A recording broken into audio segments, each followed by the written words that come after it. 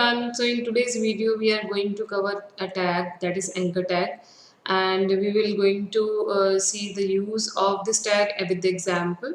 So before starting this video, I request you all to please subscribe my channel. So let's start.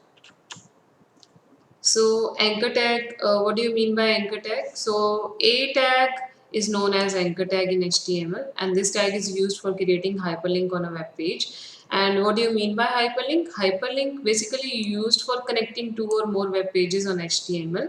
अगर आप HTML के अंदर बहुत सारे वेब पेजेस बनाते हैं और उन सारे वेब पेजेस को अगर आप लिंक करना चाहते हैं तो उसके लिए आप एंकर टैग को यूज़ करते हैं.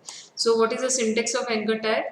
पहले तो ये पता होना चाहिए कि ये पेयर्ड है या अनपेयर्ड है. So it is a pair tag because it is having its opening tag and closing tag.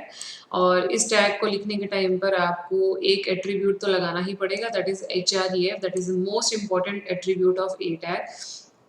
और इसके साथ हमें डबल कोट्स में वो लिंक देना है, वो पाथ देना है जिसको हम इस लिंक नेम के साथ लिंक करना चाहते हैं. इट मीन्स आप जो भी वर्ड लिखेंगे एंकर टैग की ओपनिंग या क्लोजिंग के अंदर, उस वर्ड को क्लिक करने पे कौन सी फाइल खुले वो लिंक आप यहाँ पे मेंशन करेंगे. एग्जाम्पल के साथ ज़्यादा क्लियर हो जाएगा. सो नेक्स्ट देखते हैं एग्जाम्पल के अंदर. देखिए यहाँ पे हमने सबसे पहले लिखा है डॉक टाइप HTML, जो कि ये बताता है कि we are creating HTML document, and HTML tag tells you that you have started creating HTML document.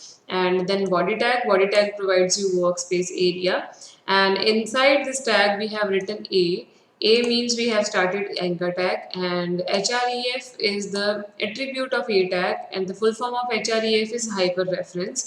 और मैंने यहाँ पे लिंक दिया है google.com का, तो जो भी लिंक आप देंगे वो ओपन हो जाएगा इस वर्ड पे क्लिक करके. दिस लिंक, ये एक वर्ड है, ये एक छोटा सा वर्ड है जिसके ऊपर हम क्लिक करेंगे तो ये google.com की वेबसाइट खुल जाएगी. उसके बाद एंकर टैग की ओपनिंग के बाद हमें लास्ट में एंकर टैग को क्लोज करना होता है, एंड देन फिर हम बॉडी टैग को क्लोज करके HTML को क्लोज करते हैं. ठीक है, नेक्स्ट देखते हैं.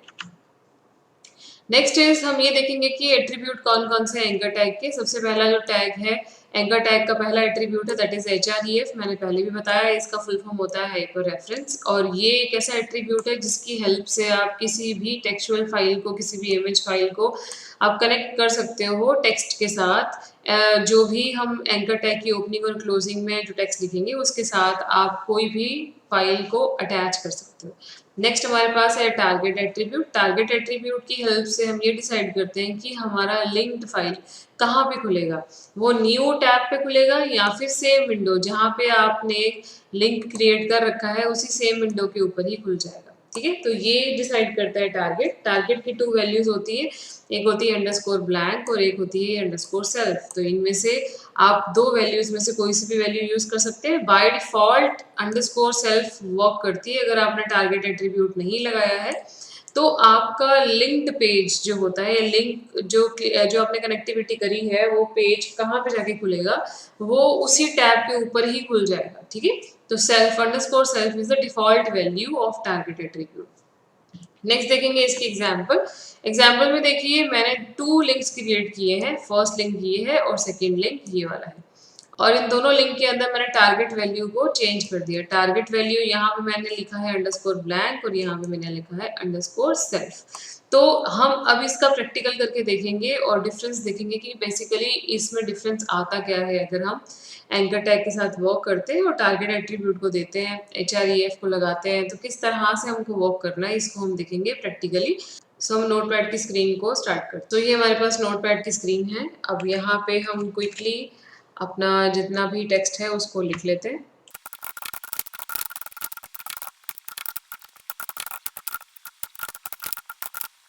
अब हमने यहाँ पे अपना पूरा का पूरा जो डेटा है वो हमने लिख दिया है, पर अभी हम क्या करेंगे, यहाँ पे href की डबल कोट्स के अंदर उस लिंक्ड फाइल को लिखेंगे जिसको हमें खोलना है क्लिक हियर के ऊपर क्लिक करके. तो कोई सी भी अगर आपके पास फाइल पड़ी हुई है आप उसको खोल सकते हो. अगर आपको गूगल को खोलना है आप उसको खोल सकते हो. तो मेरे पास जो HTML की पहले से बनी हुई फाइल है मैं उसको खोल के दिखाती हूँ कि आपको कैसे करना है इसे. सो मेरे पास एक फ़ाइल पड़ी हुई है इमेज वाली फ़ाइल. इस इमेज फ़ाइल को अगर मैं खोलूँगी तो मुझे क्या करना पड़ेगा, मुझे पहले इस फ़ाइल के ऊपर डबल क्लिक करना पड़ेगा. सो इस फ़ाइल के अंदर 2 इमेजेस स्टोर्ड हैं और इसका पाथ यहाँ पे आ रहा है, तो मैं इस पाथ को यहाँ से कॉपी कर लूँगी. कॉपी करने के बाद मैं नोटपैड की स्क्रीन पे वापस जाऊंगी और मैं इस पाथ को यहाँ पे पेस्ट कर दूंगी। ठीक है, तो वो पर्टिकुलर फाइल जो है वो क्लिक हेयर के ऊपर क्लिक करने से खुल जाएगी। सो हम इसको सेव करते हैं। सेव मैं इसको डेस्कटॉप पे करूँगी, तो डेस्कटॉप मेरा सिलेक्टेड है और मैं यहाँ पे फाइल का नाम जो है वो लिख रही हूँ, दैट इज link.html और मैं इसको सेव कर रही हूँ। सेव करने के बाद डेस्कटॉप पे चलेंगे या हम लिंक फाइल के ऊपर डबल क्लिक करेंगे। डबल क्लिक करते ही हमारे पास ये देखिए क्लिक हियर लिखा हुआ आ रहा है, हम इसके ऊपर क्लिक करेंगे। क्लिक करते ही हमारे पास ये फाइल जो है इमेज वाली ये खुल चुकी है।